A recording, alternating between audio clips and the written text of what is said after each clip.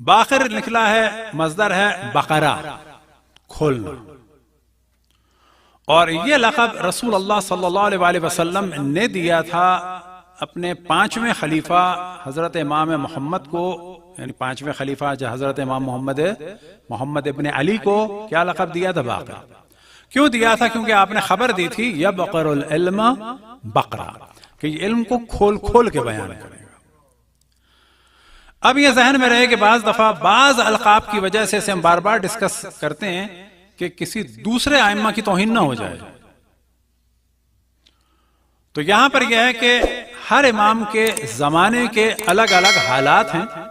بنو امیہ اور بنو عباس کے زمانے میں، بنو امیہ امام محمد باقر علیہ السلام کے آخری زمانے میں بنو امیہ اور بنو عباس کا ٹکراؤ سا چل رہا تھا، لہذا امام کو زیادہ موقع ملا اخبار اہل بیت یا بالفاظ دیگر اپنے آباء و اجداد کی احادیث کو بیان کرنے کا۔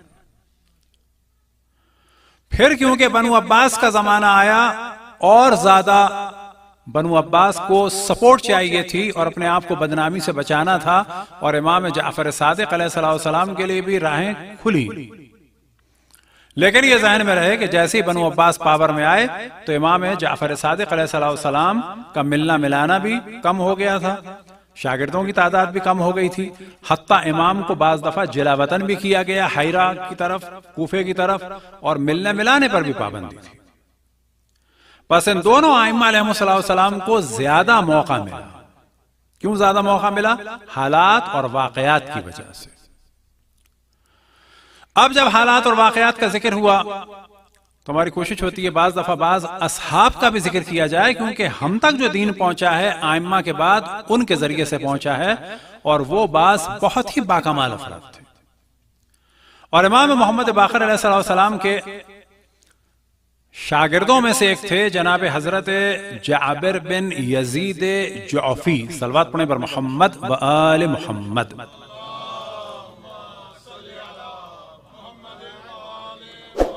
حضرت جابر بن یزید جعفی کے بارے میں، اور عام طور پہ جو پورا نام ہے جابر بن یزید جعفی،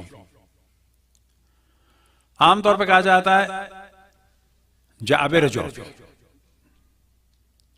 اب یہ نام بیان کرنے کی وجہ یہ ہے کہ بعض دفعہ لوگ کہیں کہ جی، جیسے کہ ایک ایشو اٹھایا جاتا ہے کہ مولا امیر المومنین کے فرزند کا نام عثمان تھا۔ ہاں، واضح روایتوں میں ہے کہ انہوں نے نام رکھا تھا جناب عثمان بن مذنون پر۔ یا ایشو اٹھایا جاتا ہے مولا امیر المومنین کے بیٹے کا نام ابو بکر تھا، نا کسی بھی بیٹے کا نام ابو بکر نہیں تھا، کنیت ہے۔ کنیت جو ہے وہ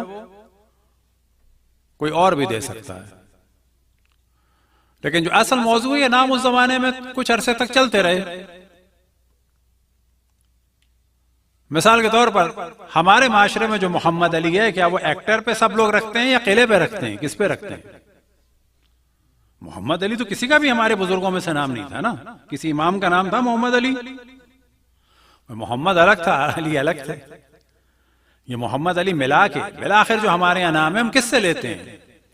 ایکٹر پہ رکھتے ہیں کہ وہ اس پہ رکھتے ہیں؟ کلچر ہے۔ اسی طرح سے ضیاء اگر آج کے دور میں تو کیا ضیاء الحق پہ رکھتے ہیں ہم؟ شیعوں میں بھی ضیاء ہیں، تو بعض دفعہ چل رہے ہوتے ہیں۔ پھر جب ایک نام بہت مخصوص ہو جاتا ہے کچھ سالوں کے بعد اور ایک خاص طبقہ رکھنے لگتا ہے تو پھر لوگ اس کو چھوڑ دیتے ہیں، جیسے کہ بعض دشمنان اہل بیت کے نام کہ جو ایک عرصے تک نارمل چلتے رہے، بعد میں جب ایک خاص فرقے کی علامت بن گئے تو مسئلہ یہ نہیں آتا کہ ہم ان کے نام نہیں رکھتے۔ اہل سنت کی بڑی تعداد اہل بیت کے ناموں پہ نام نہیں رکھتی، ایک بہت بڑی تعداد اہل بیت کے ناموں پہ نام نہیں رکھتی، اور اگر رکھ لیتے ہیں تو کم سے کم مرکب کر کے نہیں رکھتے۔ مرکب کر کے کیا مراد ہے؟ مثلا محمد عباس، علی عباس، محمد تقی، علی نقی۔ اب ان سوال کیا جائے کہ بابا اگر ہم ان کو نہیں مانتے، ہم ان کے ناموں کو نہیں رکھتے، تمہیں برا لگتا ہے؟ ہم تو واضح کہتے ہیں ہم ان کو نہیں مانتے۔ تم تو دعویٰ کرتے ہو کہ ہم اہل بیت کو مانتے ہیں، تمہاری تو نماز نہیں ہو سکتی بغیر اہل بیت پر سلام کیے، صلوات بھیجے ہوئے، تم کیوں نہیں نام رکھتے؟ تو جناب جابر جوفی عظیم ترین اصحاب ائمہ علیہم الصلوۃ والسلام میں سے یاد رکھیں، منفرد ترین، عظیم ترین. اور بعض جگہ یہ ہے کہ امام نے اپنی 2 کتابیں دی تھیں، اور پھر روایتوں میں آیا کہ امام نے اپنی ہزاروں اسرار ان کے دیے اور کہا کہ یہ نقل نہ کرنا کسی سے. یعنی اس وقت حالات ایسے ہیں کہ ان کو نہ کرنا، لیکن سنبھال کے. اب ایک وقت آیا کہ امام سے مل کر، تاکہ حالات کا اندازہ ہو جائے، امام سے مل کر مدینے سے جناب جابر جوفی امام محمد باقر علیہ الصلوۃ والسلام سے ملے ہیں. ملنے کے بعد نکلے ہیں اور ایک منزل پر پہنچے ہیں، اور وہاں پر ایک خط آیا، اور خط بھی ایک خاص فرد کے ذریعے سے آیا کہ جو آیا ہے ملنے. کیونکہ خط بھی آتے تھے اس زمانے میں، ایک تو وہ ہوتا تھا سلسلہ کہ جو جا ہی رہا ہے اس طرف سے خط لے گیا، لیکن ابھی امام کا خط آیا ہے راستے میں. اور ایک دوسرے صحابی فرماتے ہیں کہ جب وہ خط آیا اور کہا کہ یہ امام محمد باقر نے آپ کو بھیجا ہے، ابھی آپ کوفے کے اور مدینے کے بیچ میں ہیں، تو انہوں نے خط لیا جو سیلڈ ہوا تھا. روایت میں یہ ہے کہ تم کب ملے؟ تو سالے والے نے کہا کہ ابھی اسی لحظے. اور جو خط کی سیلڈ تھی، جو زمانے میں بھی لاک لگایا جاتا تھا، بالکل تازہ تھی. اب یہ دونوں اصحاب امام محمد باقر علیہ السلام کے، لیکن جو زیادہ قریبی ہیں وہ جناب حضرت جابر جوفی ہیں. اب اس خط میں بھی ممکن ہے کوئی خاص تاکید ہو، لیکن یہ فرماتے ہیں کہ انہوں نے خط کھولا، اپنی آنکھوں سے لگایا، اور اس کے بعد پڑھنا شروع کیا. اور پڑھنا شروع کیا تو ان کے چہرے کا رنگ بدلنے لگا، اور کچھ نہیں بتایا. اب ظاہر ہے کہ جیسے کہ آج کے زمانے میں ایٹیکیٹ کے خلاف ہے پوچھنا کہ جی کیا کہا ہے، انہوں نے بھی نہیں پوچھا، لیکن ان کو لگا کہ کوئی بات بہت اہم ہے.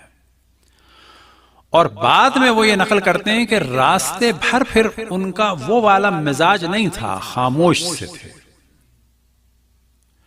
اور پھر جب کوفہ آ گیا تو رات تھی، وہ اپنے گھر چلے گئے، اور صبح میں ان کے احترام کے لیے ان کے گھر گیا. یعنی جناب جابر جوفی رضوان اللہ تعالی علیہ کی عظمت اتنی زیادہ تھی کہ فرماتے ہیں کہ ان کے احترام کے لیے میں ان کے گھر گیا.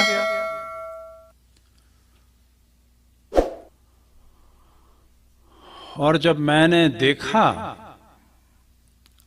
کہ گھر کے باہر گلی میں وہ بچوں کے ساتھ کھیل رہے ہیں، اور ٹانگوں کے درمیان ایک لکڑی ہے، اور کہہ رہے ہیں کہ ہٹو یہ میری سواری آ رہی ہے، جیسے کہ میں گھوڑے پہ سوار ہوں. کہنے لگے میں ہکا بکا ہو کے دیکھ رہا تھا کہ یہ کیا ہو گیا کہ بچوں کے ساتھ کھیل رہے ہیں اور ان کا دماغی توازن خراب ہو گیا ہے. کہنے لگے میں پریشان تھا.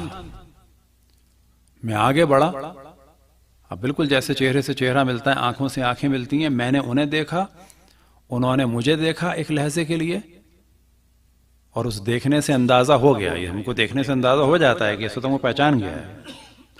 میں نے انہیں دیکھا، انہوں نے مجھے دیکھا، اور اس کے بعد دوبارہ انہوں نے شور شروع کر دیا، اور بچوں کے ساتھ کھیلتے ہوئے گلی کوچے میں، جیسے کہ گھوڑے پہ ہوتا ہے بچے باز ہوتے ہیں، ڈنڈا اس طرح پکڑا ہے کہ میری سواری آ رہی ہے، میری سواری آ رہی ہے، اور گلی کوچے میں بھاگ رہے ہیں.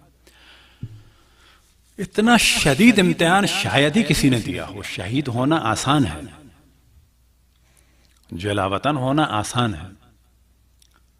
یہ سمجھ لیں کہ ایک فرد کہ جو اس وقت کے تمام مراجع اعظام 10-15 مراجع کو ملا لیں تو ان سے بھی افضل،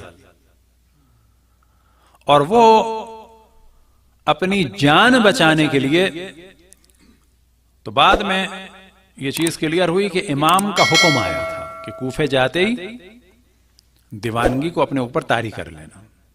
کیوں طاری کر لینا؟ اب یاد رکھیں کہ یہ واقعاً مرحلہ بڑا مشکل ہے، کیونکہ ایسا شاید روایتوں میں ہم نے تو نہیں دیکھا، لیکن ایسا نہیں ہوگا کہ مثلا گلی میں اگر گندا پانی پڑا ہے تو پھر یہ اس میں سے نہیں گزر رہے، کیونکہ اپنے آپ کو پاگل ظاہر کرنا ہے. اور پاگل یوں ظاہر کرنا ہے کہ جو علم امام ہے اس کو محفوظ رکھنا ہے، مسئلہ جان کا نہیں ہے، مسئلہ اس کو ہلکے ہلکے منتقل کرنا ہے، اہل تک پہنچانا ہے اور اپنی جان کو بچانا ہے۔ اب جب یہ مشہور ہو گئے کچھ عرصے کے لیے کہ محمد باقر، یعنی جو نام لینے والے تھے امام کا کہ محمد کا جو خاص فرد تھا، چاہنے والا تھا، کوفے کے بڑے شیعوں میں سے جو ایک تھا، وہ پاگل ہو گیا اور بچوں کے ساتھ گلی میں گھومتا ہے اور ایک ڈنڈے پہ سوار ہو کے کہتا ہے کہ یہ میرا گھوڑا ہے۔ اب ایک وقت آیا کہ ہشام ابن عبد الملک کے جو خود امام محمد باقر علیہ السلام کے زمانے میں تھا، اس نے اپنے گورنر کو خط لکھا کہ خداوند تبارک و تعالیٰ کی لعنت و دشمنان اہل بیت پر کہ کوفے میں ایک شخص ہے جو محمد باقر کا بہت طرفدار ہے، اس کو قتل کر دو۔ اس گورنر نے اطلاع دی کہ وہ پاگل ہو چکا ہے۔ پھر وہاں سے آیا کہ صحیح یہ پاگل ہو چکا ہے تو ہمیں تو خطرہ ٹل گیا۔ اب آپ تصور کریں کہ کتنا سخت امتحان ہے کہ اتنا جلیل القدر فرد کہ جس کے پاس ائمہ کی کتابیں بھی ہیں اور ہزاروں احادیث ہیں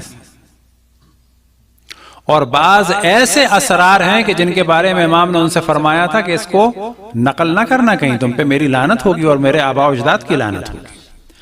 یعنی جناب حضرت جابر جوفی کے بارے میں کہا جاتا ہے کہ جس طرح سے حضرت سلمان فارسی اور ان اصحاب میں سے نہیں تھے جو فقط مطیع و فرما بردار، وہ بھی بہت بڑی چیز ہے، یہ حامل اسرار علوم اہل بیت تھے، نہ فقط علوم اہل بیت، اسرار اہل بیت تھے۔ اور اس شخص نے گلیوں میں کھیل کھیل کے اپنے آپ کی دیوانگی ظاہر کی۔